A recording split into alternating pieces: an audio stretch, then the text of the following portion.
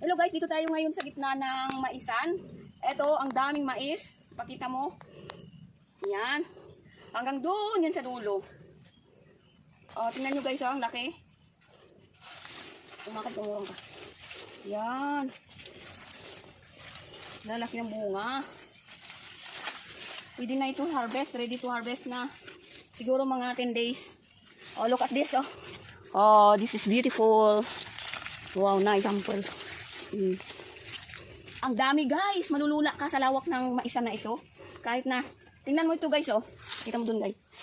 Yan, kahit na ganito siya guys, pero ano na yan, okay na yan kasi may bunga na siya. So hindi ka pa rin malulugi. Kumbaga, sa ngayon ako pa ang model dito muna, pasensya na kayo guys. Ayan, ang dami yan guys. Diba? Sa gitna ng maisan. Saan ka pa? Yan, buhay bukid. Iganon mo lang yung yung camera. Pakita mo sa atin sa yan, doon.